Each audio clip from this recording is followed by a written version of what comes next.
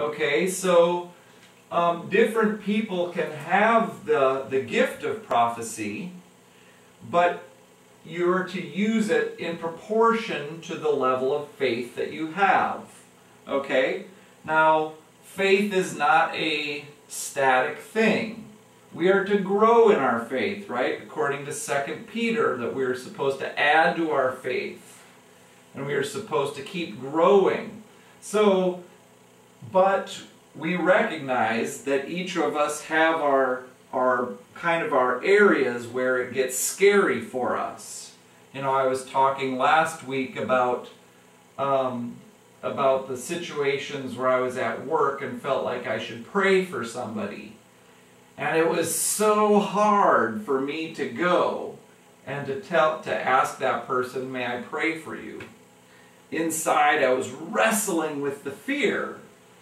And but Paul here is encouraging us to don't give in to fear, but use those gifts in proportion to your faith, okay? So we have a wrestling match that goes on.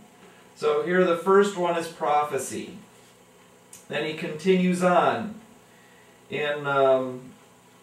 says, if it is serving, let him serve, okay? So we didn't see this one in the 1 Corinthians passage, but it's a very important one. So serving, meeting the needs of other people. And that can be done in a number of ways. So some people might, for instance, be good at fixing things. And they also may be somebody who just likes to help. And so you'll see them, you know, they're the kind of people who you'll often see them out fixing things for friends. Could be a broken part. Maybe it's fixing a computer. It could be somebody who is able to cook and cooks well and enjoys cooking. And so their service to others is that they provide food for others. So that is an act of service. Now, what's interesting is how these all work together. And we'll keep going through here, but just to make a comment here. For instance, we know there's evangelist, and a lot of people kind of can freak out over talking to others about God. You know, there's fear that comes into place. But the thing is that not everybody is given the gift or the calling or the office to be an evangelist, but we're all to do the gift of to do the work of an evangelist. But that can be done in different ways. So for instance, some people's evangelism might be through their service, because really they're strong in serving. So as we get together and plan, one person maybe would be providing food, while somebody else may be going inviting them to come. You know, come, we've got somebody repairing cars here, and we've got food that you can eat, and we've got somebody who's a leader who organizes all of these things together and puts a program on so that there's a neighborhood outreach where we can go out and do these various acts of service.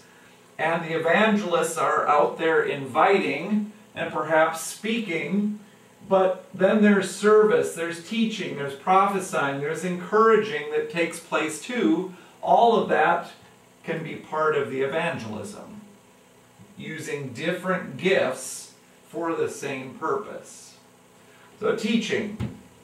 Obviously some are called to be teachers. They could be a teacher in the secular realm. They could be a teacher, and they could have the gift of teaching. Obviously each of you has had some teachers who are teachers, but they're not perhaps gifted with the gift of teaching. But a teacher is somebody who can take ideas and communicate them in such a way that people will understand. That is a teacher. Because it's not just about communicating ideas. They have to be understood, and recognizing that different people understand in different ways, they learn in different ways, and being able to communicate it in such a way that people can, get it. That is the gift of teaching. Okay, then there's encouraging. Some people are ones who are really often just, way to go, you know, and you just kind of like being around them because they're always either saying way to go or they're challenging you, right? You kind of, sometimes it might be uncomfortable because they're pushing you to do things. They're encouraging you. So encouragement comes both in the encouragement of when you've done something good to, yay, you know, cheer you on. Also, if you've fallen, to help you get back up. Barnabas, his name is actually son of encouragement. So he was an encourager. Well, no, Barnabas, that's not his name. So, but anyhow, he was a man who was an encourager. So remember Paul? So Paul was at first Saul, and he was persecuting the church, right? And he was dramatically transformed to follow Jesus.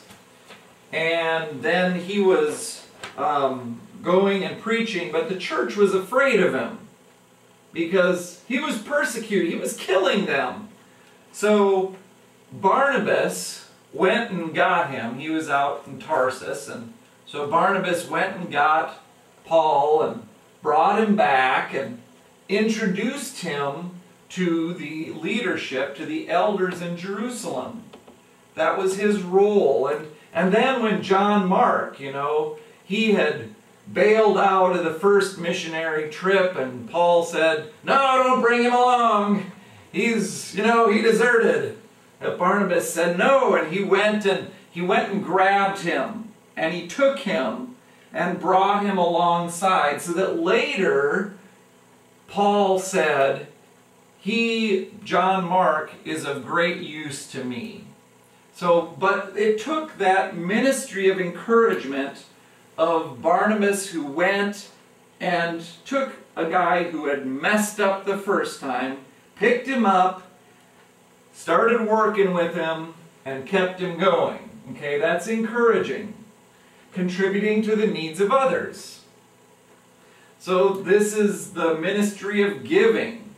Now some people, God has given a lot of money. And that's good if they're recognizing the purpose for that money is really to benefit others. So in the early church, people who had extra property or extra things, when they saw people who were in need, they would sell some of their property and come and bring it to provide for those who were in need. So that is a gift of, and usually, but not always, often people who have that gift have money. But sometimes you don't have a lot of money. They just are people who are givers. Givers of their time, givers of what money they have, even to the point where they will have nothing and they'll give what they have, their last food, their last bit, to another person. So they're contributing to others' needs, putting them before themselves. Then there's leadership. Okay? A leader is defined by somebody who can lead others. And you can find a leader by saying, well, is there people following that person? You know, it's a pretty simple test. If you go and rally some people to get them to do something, do people come along and say, okay, you know, can you organize, can you get people together to do something? If you can, you have some leadership capabilities. If you try to, you know, organize and let's do this, and, you know, people Like, people just don't do it. Well, that may not be your gift, but that's okay. Not everybody is called to be a leader, okay? Then there's showing mercy. So showing mercy can be similar to part of the encouraging. Those who are broken, those who are downtrodden, those who need a second chance. They need mercy.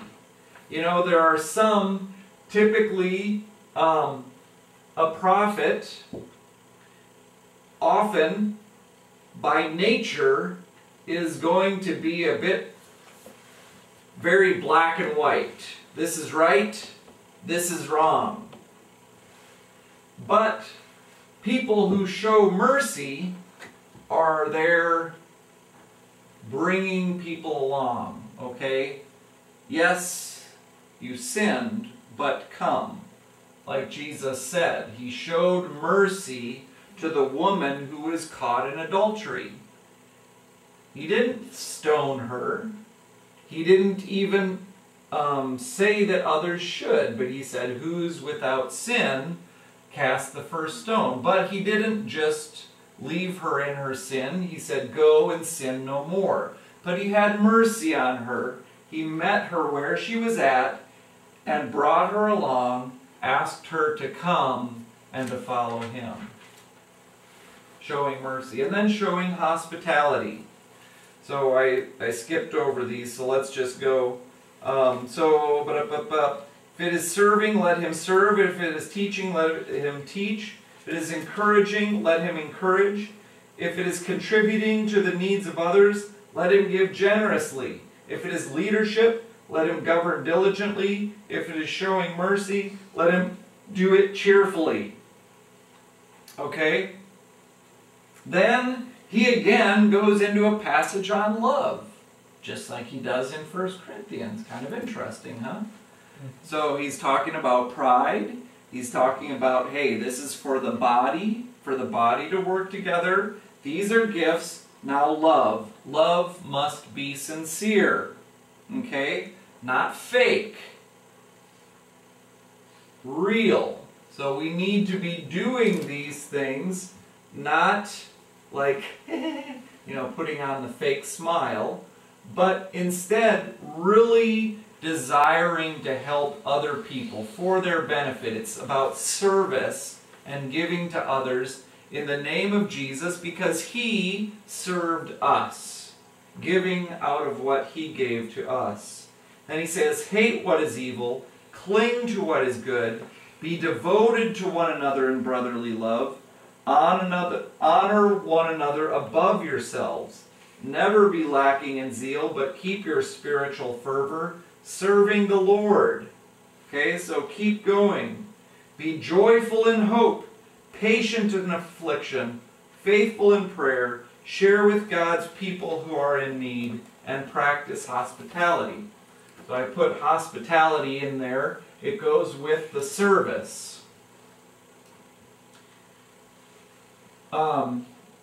So being kind, giving to others.